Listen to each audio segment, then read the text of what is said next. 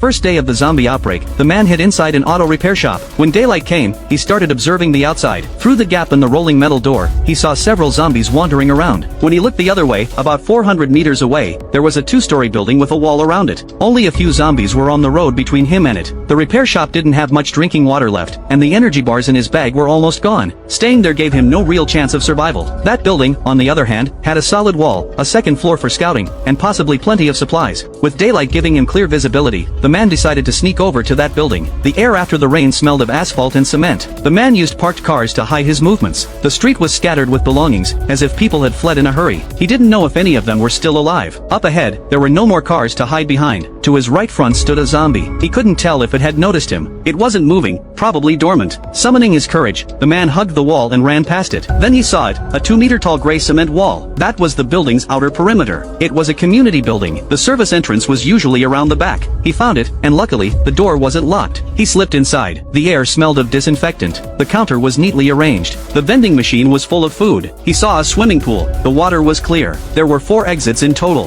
The man locked all the unnecessary ones. The main entrance was made entirely of glass doors. While they let in good light, in an apocalypse that was a serious downside, they weren't strong enough to hold back a crowd of zombies. So the first floor couldn't be their defensive line. He went up to the second floor. There was a glass wall up there that gave him a clear view of the entire first floor, including all the exits. The lights were on in the second floor office. No one was there. He tried using the office phone, but there was no dial tone. The line was probably dead. The electric kettle next to it worked fine. Overall, this place was much better than the repair shop. He decided to make it his long-term shelter. Then he suddenly noticed that the service door he had come through was open. He must have forgotten to close it when he came in. The door frame was a bit warped, and it took some force to shut it properly. He then propped a chair from the locker room against the door, so if anyone opened it, he would hear it. Back in the second floor office, he treated his wound. As a forensic examiner, he had a habit of keeping a daily log. He wrote down the 4 exits and noted that there was electricity. Halfway through writing, he got uneasy and went to check the service door again. The chair was still in place, but when he reached the locker room door, he stopped. He hadn't closed that door after taking the chair out earlier. Now it was shut.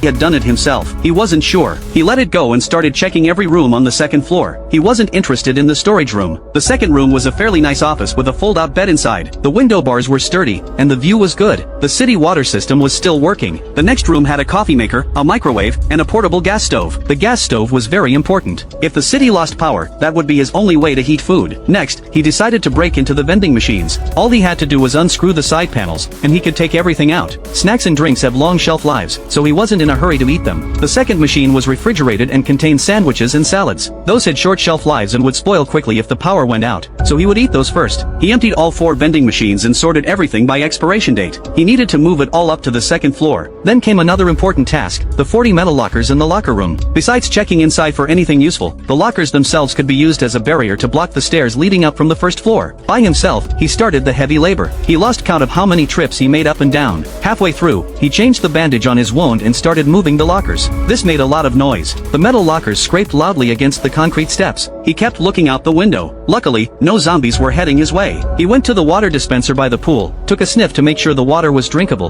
then found a bunch of empty bottles. That solved his short-term water problem. The rest of the food and drinks were neatly stacked in the nice office. The stairwell was just wide enough to fit a locker sideways. The lockers got slightly bent from being wedged in, which actually made the barrier even stronger. To get from the first floor to the second, someone would have to push through several hundred kilograms of metal. But he decided not to block the other staircase completely. He needed to leave himself an escape route, just in case. Next, he needed to cover all the glass. The glass couldn't stop intruders, but at least he could block the light from getting out. He covered the entire glass wall, leaving only 2 small gaps to observe through. From the second floor, he could see everything happening on the first floor. With both stairways blocked, he finally felt truly safe. He leisurely heated up a cup of coffee, and used the microwave to warm up some rice, fried chicken, and a salad. He hadn't had a hot meal in 2 days. Before that, all he ate were energy bars and crackers. By the time he was full, it was already evening. Looking through the blinds, he saw several zombies outside walking in the same direction. The closest one was less than 20 meters away, its skin gray, its neck twisted. Luckily, none of them turned right. If they had turned right, they would have come to the building's main entrance, which was all glass. He crouched by the observation gap and looked down. The first floor was empty, but the front entrance was wide open. They hadn't come in today, but that didn't mean they wouldn't tomorrow. He had to finish the refrigerated items within 3 days. If the power went out, the portable stove's fuel was limited. By then, he would have to go outside again.